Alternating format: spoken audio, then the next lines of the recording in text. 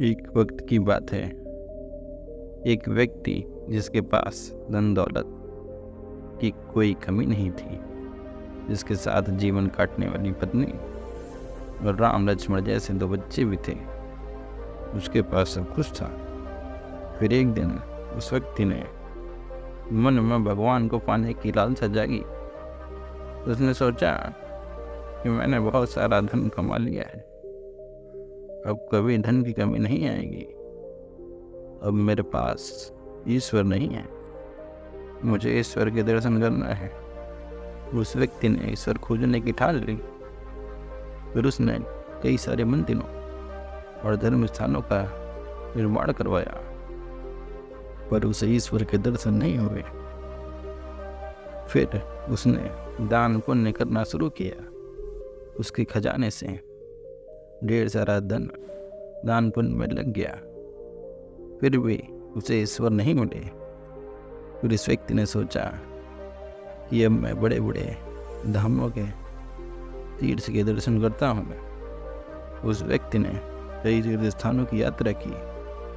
20 साल गुजर गए, पर उस व्यक्ति को ईश्वर नहीं मिले।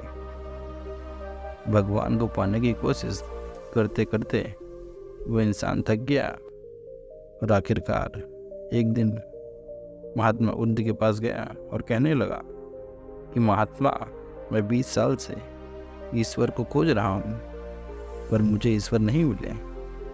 क्या आप मुझे ईश्वर का कोई मार्ग दिखा सकते हैं? उस व्यक्ति की बातें सुनकर महात्मा बुद्ध उससे पूछने लगे, ये सुनो बालक, ईश्वर खोजना कोई बड़ी बात नहीं, वह तो बड़ी आसानी से मिल जाते हैं।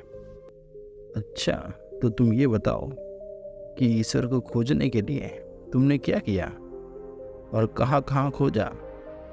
वह व्यक्ति बुद्ध को पूरी बात बताता है कि मैंने कई सारे मंदिरों और धर्म स्थानों का निर्माण करवाया, दान पुण्य किया और कई सारे तीर्थ स्थानों के दर्शन किए, फिर भी मुझे ईश्वर नहीं मिले।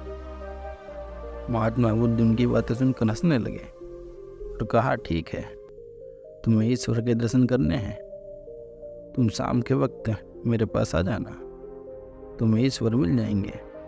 वो सज्जन खुश होकर चला गया कि मुझे आज ईश्वर के दर्शन होंगे। फिर कुछ देर बाद संध्या होने को आई, पर महात्मा बुद्ध संध्या होने से पहले कुछ ढूंढने लगे। ईश्वर ने अगर पूछा कि गुरुजी, आप क्या ढूंढ रहे हैं? महात्मा बुद्ध ने बताया, मेरे पास एक कीमती मोती था, परंतु वो कीमती मोती खो गया है, उसे ही ढूंढ रहा हूँ। महात्मा बुद्ध की बातें सुनकर शिष्य भी उस मोती को ढूंढने लग गए। सभी मोती को ढूंढ ही रहे थे, इतने में वह व्यक्ति भी वहाँ पहुँच गया।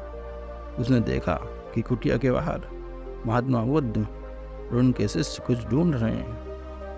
उस व्यक्ति ने बुद्ध के पास जाकर कहा कि गुरुजी, आप सब क्या ढूंढ रहे हैं? महात्मा बुद्ध ने बताया कि मेरी कीमती मोती खो गया है, उसे ढूंढ रहा हूँ। ये सुनकर वह व्यक्ति उस खोए हुए मोती को पूरी लगन से ढूंढने लगा। ढूंढते ढूंढते रात होने को आई, पर मोती नहीं मिला। वह व्यक्ति परेशान हो गया। फिर महात्मा बुद्ध से पूछा कि गुरुजी, आपने आखिरी बार मोती को कहाँ देखा था? ठीक से याद कीजिए। महात्मा बुद्ध सोचकर बताते हैं कि मैंने आखिरी बार मोती को कुटिया में देखा था। यह सुनकर वह व्यक्ति थोड़ा गुस्से से लाल हो गया और बुद्ध से कहने लगा, लगता है आप में थोड़ी सी अकल नहीं है। अगर मोती आपने कुटिया के अंदर गुम हुआ है तो कुटिया के अंदर ही मिलेगा ना, बाहर थोड़ी मिलेगा। आप सब व्यर्थ में बाहर ढूंढ रहे हैं और मुझे भी अपने साथ ढूंढा रहे हैं।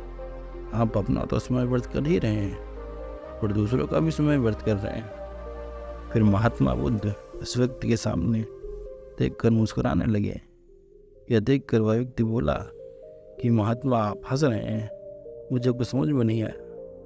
महात्मा बोले, वत्स, मैं तुम्हें यहाँ आकर यही तो समझाना चाहता हूँ कि जिस ईश्वर को तुम 20 सालों से बिना सोचे इधर उधर ढूंढ रहे हो, उसे तुमने कभी अपने अंदर की कुटिया में खोजा ही नहीं।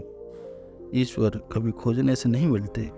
इसके लिए तन मन पवित्र होना चाहिए, तभी ईश्वर के दर्शन होते हैं। अगर तुम ईश्वर के सच्चे दर्शन करना चाहते हो तो इधर उधर भटकना छोड़कर अपने अंतरात्मा में ध्यान लगाओ। ईश्वर तुम्हें वहीं मिलेंगे। अपने अंदर के ईश्वर को तुम देख लोगे तो हर जगह, हर इंसान में तुम्हें बस ईश्वर ही दिखाई देंगे। महात्मा बुद्ध की अमृत भरी वाणी सुनकर वह व्यक्ति अपनी गलती का एहसास करता है और बुद्ध की चरणों में गिर पड़ा। माफी मांगते हुए कहा कि मैं व्यर्थ में ही इधर उधर भटक रहा था। वास्तव में ईश्वर हमारे अंदर ही होते हैं।